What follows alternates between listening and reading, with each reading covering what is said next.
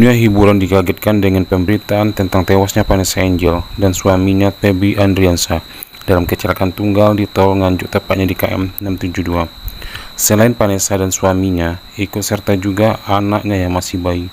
Beruntung anaknya selamat. Berpikir, merenungi apa yang saya sampaikan. Teman-teman sekalian, kita ini sebagai orang beriman tahu dunia ini akan dilaluin. Kita tidak akan berlama-lama di sini. Jangan sampai dunia ini menjadi target utama. Berantem gara-gara tanah, berebutan karena warisan, berebutan karena jabatan, kadang-kadang berebutan hanya karena masalah pasangan hidup. Untuk apa? Untuk apa teman-teman sekalian? Dunia ini mungkin di mata antum kelihatan besar kalau dekat. Misal, saya tidak tahu bapak-bapak mengerti nggak? Kalau ibu-ibu biasanya langsung mengerti kalau masalah contoh-contoh perhiasan. Kalau ada orang punya berlian, besarnya seperti bola pingpong, kaya nggak? Rupanya ada juga bapak-bapak yang paham. Itu kaya luar biasa nih. Kalau dia punya berlian seperti bola basket, kaya nggak? Coba taruh berlian yang seperti bola basket itu di tanah, terus antum naik pesawat ke atas. Makin jauh, kelihatan enggak? Orang yang perebutkan tanah 1000 kali 1000 meter, 1 hektar, berapa hektar, tumpah-tumpahan darah. Padahal kalau dia naik pesawat hilang semua tuh. Mobil mewah, bangga-banggaan dengan mereknya. Kalau kita naik pesawat kayak gentong-gentong lagi jalan. Cuma hiasan dunia. Apa yang mau dikejar? Gitu kan? Seorang mukmin tahu dunia hanya fasilitas saja untuk mengejar akhirat. Akhirat yang abadi, teman-teman. Akhirat yang abadi, kejar di sana. Walad darul akhiratu lahiyal hayawan, kata Allah. Darul akhirah, tempat akhirat adalah kehidupan yang abadi. Di akhirat kata Nabi SAW, kalau seorang mukmin masuk ke dalam surga, tidak ada capek, nggak ada gangguan orang, nggak ada sedih, nggak ada penyakit, nggak ada buang air besar, nggak ada buang air kecil. Makanan dan minuman yang dimakan ahli surga yang tidak dibutuhkan oleh tubuhnya akan keluar dalam bentuk keringat yang lebih wangi dari bau kasturi. Nggak ada lagi masa tua, nggak ada masa anak-anak. Semuanya berumur 33 tahun. Dan semua laki-laki akan kembali kepada poster ayahnya Adam, 60 siku ke langit, 27,5 meter. Dan semua perempuan kembali kepada poster ibunya Hawa, 40 siku ke langit, 17,5 meter. Nggak lebih ya daripada itu, dan tidak pendek, tidak tinggi. Jadi teman-teman yang pendek nggak usah khawatir. Ini cuma dunia. Sampai orang beriman pun tahu kalau ada orang lahir dalam kondisi fisiknya luar biasa, matanya buta, telinganya tuli, tangannya, kakinya semua putus, gitu kan? Itu tetap bagi orang beriman punya nilai, karena itu cuma dunia. Begitu dia meninggal, jasadnya akan dimakan oleh tanah, sebagaimana sabda Nabi SAW, semua jasad kalian akan dimakan oleh tanah kecuali tulang ekor kalian yang darinya Allah akan tumbuhkan kalian. Di akhirat ditumbuhkan jasad yang baru, itu yang akan hidup bersama kita di surga atau di neraka, gitu kan? Jadi ini cuma dunia sebentar. Untuk apa dikejar, teman-teman sekalian? Ingat, Nabi SAW pernah keluar dalam hadis Bukhari dari masjid beliau, kemudian beliau menggambar kotak. Lalu beliau mengatakan, inilah kotak kehidupan manusia. Seperti meja ini misalnya, inilah kotak kehidupan manusia. Lalu Nabi SAW menggaris dari luar kotak, di bawah kaki beliau, digaris, dilewatin kotak ini sampai melewati kotak tengah, di depan, panjang. Lalu kata Nabi SAW, ini angan-angan manusia. Ini angan-angannya. Angan-angannya melampaui kehidupannya. Lebih 500 tahun ke depan, padahal umurnya cuma 60-70. Lalu Nabi SAW menarik dengan tongkatnya dengan keras dari sisi kanan garis kotak, digaris dengan keras sampai terbongkar tanah itu, digaris dan memutus garis tengah itu. Lalu beliau mengatakan, dan ini kematian yang akan datang memutus angan-angannya. Di Jakarta kemarin teman-teman sekalian, ini bukan nakut-nakutin, tapi di Jakarta kemarin begitu. Ada orang keluar dari mall, kisah nyata, bawa kresek banyak sekali, habis belanja buat keluarganya. Mobilnya Masya Allah mewah luar biasa, super lux, paling mahal. Parkir, begitu melihat tukang parkir, alhamdulillah, tukang parkirnya sangat senang nih, karena ini orang kaya, pasti kasih tip yang banyak gitu. Naik di mobilnya, di starter mobil, tidak pakai supir kebetulan, dia nyalain, mobil di depan ada, mobil di belakang ada, gitu. Jadi terhimpit. Tiba-tiba orang ini tuh starter mobilnya diinjak gas dengan sangat keras, mundur ke belakang, nabrak mobil di belakang, hancur total. Tukang parkirnya pun tadi jadi marah, Pak, apa nggak lihat, ngambil marah-marah. Tapi anehnya orang ini gasnya terus kencang, gitu ribut, gitu kan. Maka tukang parkir curiga, dibuka pintu, orang itu sudah meninggal dunia. Teman-teman sekalian, pernah nggak orang ini berpikir dia akan mati pada saat keluar dari mall? Kalau dia tahu dia tidak bakal keluar ke mall tuh. Di depan mata saya pernah ada orang meninggal di rumah sakit ayah saya. Kebetulan di Makassar beliau punya rumah sakit dan itu di pinggir jalan raya. Sore hari subhanallah ada anak muda. Saya pas lagi di teras lantai 2 rumah ayah saya itu kelihatan jalan raya. Jadi kelihatan orang kejadian ini. Ada anak muda lagi pakai motor, waktu itu motor baru dia jalan. Jadi jalurnya 2 jalur gitu kan. Rupanya motor ini motor itu dari arah sana. Kemudian di sini ada mobil pick up yang pelan jalannya gitu. Ada mobil truk pelan jalannya. Di belakang ini rupanya ada mobil truk pelan, di belakangnya ada mobil pick up. Mobil pick up ini mungkin kena terganggu. Dia bukan ngelewatin dari kiri, dia keluar ke jalur sebelah. Keluar, motor yang tadi lagi kencang dia tidak sangka tabrak, meninggal di tempat. Jatuh tergeletak, motornya dibawa, dicek di rumah sakit ayah saya di klinik, ternyata sudah meninggal dunia. Saya lihat orang itu subhanallah tergeletak. Ada beberapa produk yang dia bawa di motornya. Lalu saya bertanya, saya muhasabah sendiri. Orang ini pernah berpikir nggak ya waktu keluar rumah tadi akan dia tabrakan, dia akan jatuh? Saya yakin tidak. Kalau dia berpikir dia tidak akan keluar dari rumahnya. Tapi begitulah ajal kalau datang teman-teman sekalian. Kalau datang tidak akan terlambat sesaat atau berkurang sesaat. Harus pahamin, gitu kan? Jadi jangan sampai kita berlebihan. Saya tanya teman-teman, Anda jujur jawab. Kalau seandainya Anda ke dokter, lalu kemudian dokter mengatakan, maaf Pak, Bu, umurnya tinggal 2 minggu menurut ilmu medis. Ini ada penyakit parah, tinggal 2 minggu, dokter nggak bisa obatin lagi. Kira-kira orang yang seperti ini sudah divonis sama dokter akan mati 2 minggu lagi. Nggak ada lagi, sudah kankernya, sudah tumor segala macam di tubuhnya, sudah segala macam penyakit. Nggak bisa lagi hidup orang ini. Kemudian ada orang datang, temannya bilang, itu si fulan ceritain kamu. Kira-kira dia masih mau ribut berkelahi? Itu orang tuh mau mengambil hakmu, masih mau mengebut lagi? Sudah semua? Enggak, sudah, nggak mau tahu. Ini 2 minggu lagi mati. Semestinya teman-teman tidak usah tunggu vonis dokter nih. Siapa yang bisa jamin sekarang di masjid ini teman-teman ada dari tembok ini tiba-tiba malaikat maut, saya lihat antum tidak lihat, roh saya tinggal dikenang. Khalid Basalamah pernah ceramah, selesai.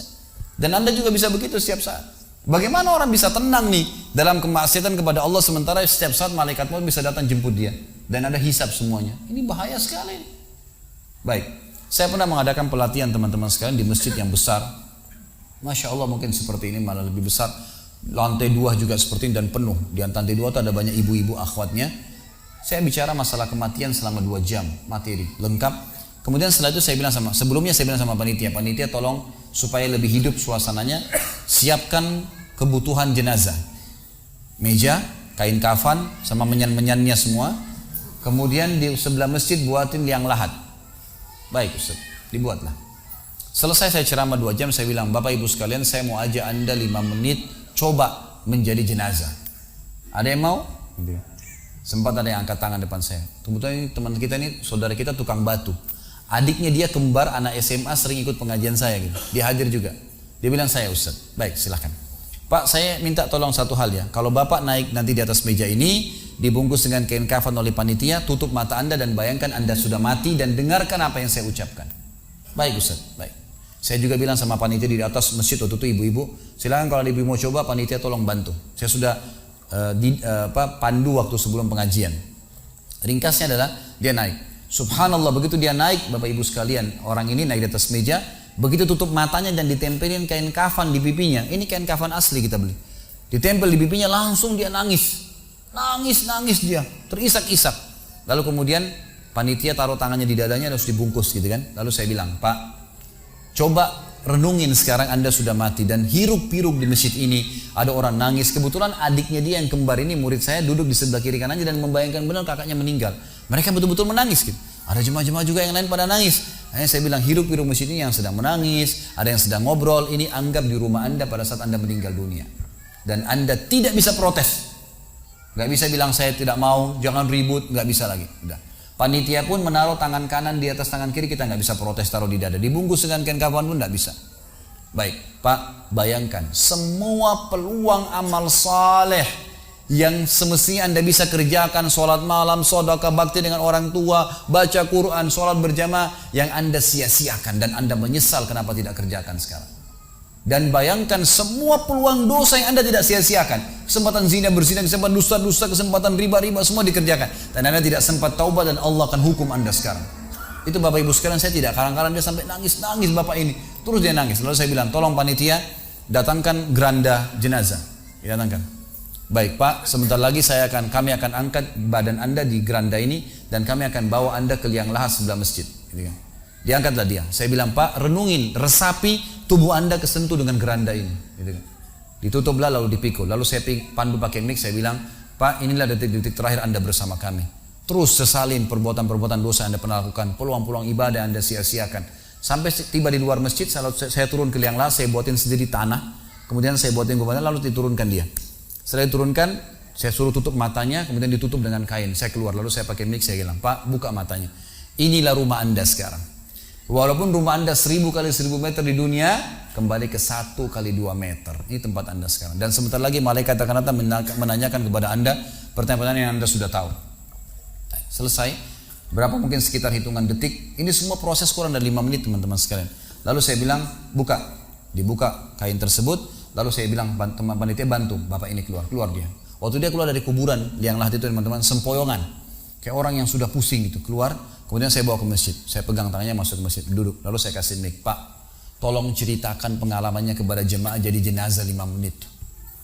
Itu dia pegang mic, gemetaran, Ustaz, saya tobat, saya durhaka sama orang tua, saya nggak sholat, saya begini. Ini dia lupain, ada ribuan jemaah depannya nih, dia nangis-nangis, sebutin semua kesalahannya. Semua pada banyak ikut nangis. Dia kayak orang ketakutan betul, gitu kan? Baik, selesai. Saya panggil siapa lagi yang mau coba? 2, 3, 4 orang. Rata-rata semua begitu keadaannya, gitu kan? Alhamdulillah mereka sadar seketika pada saat itu. Lalu kemudian saya bilang penutupan. Ada bahkan ibu-ibu yang coba di atas pingsan, ibu itu. Kita bukan nakut-nakutin, tapi memang saya praktekin. Lalu saya bilang begini, Bapak Ibu sekalian, sebagai penutup acara saya bilang pada saat itu, bahwasanya ini hanya praktek jadi jenazah. Tapi ini ya, akan datang satu waktu Anda dibungkus kain kafan tidak bisa kembali lagi. Sekarang masih bisa kembali beramal soleh. Dan ini pernah diperingatkan oleh Hasan Basri rahimahullah. Beliau pernah ngantar jenazah diikuti oleh seseorang.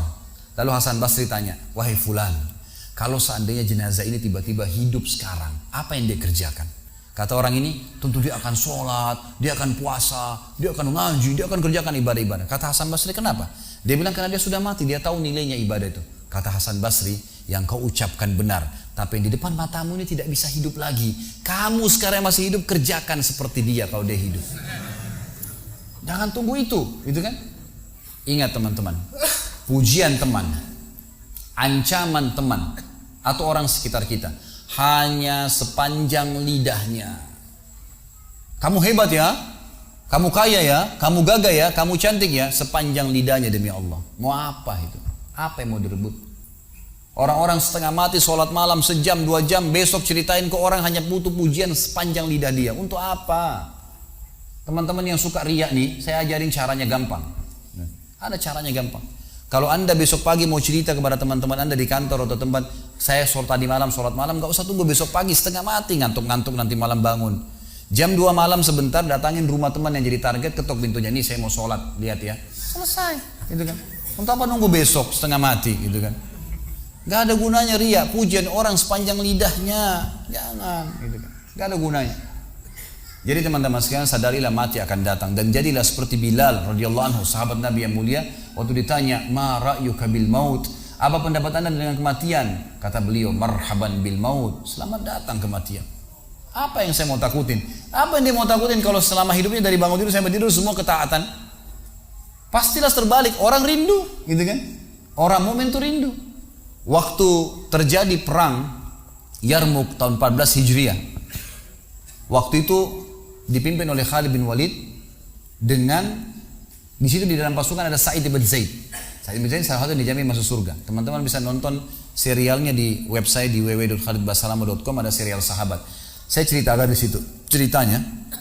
Jadi kata Sa'id bin Zaid, waktu kami berhadapan dengan pasukan Bizantium, Romawi, Nasrani ini, mereka jumlahnya 120.000 orang, dipimpin oleh pendeta-pendeta dengan salib-salib yang besar dari emas. Lalu mereka memukul pedang-pedang mereka di perisai mereka sambil melantunkan yel-yel mereka sehingga membuat kami pun sempat nyali kami ciut, gitu kata Sa'id bin Zaid. Lalu subhanallah, datanglah Abu Ubaidah bin Jarrah, pimpinan perang yang lain, mengatakan, ya muslimin beginilah, begitulah, semangatlah, pahala jihad disampaikan. Lalu tiba-tiba ada satu orang yang membakar semangat kami. Satu orang, dia datang mengatakan, wahai Abu Ubaidah, pimpinannya, wahai Abu Ubaidah, saya sekarang sudah tidak sabar, mau mati syahid, saya mau masuk sekarang ke sana. Gitu kan? Ada pesanmu untuk Rasulullah SAW? Ada pesan tidak untuk Nabi? Saya sudah tahu saya akan mati nih.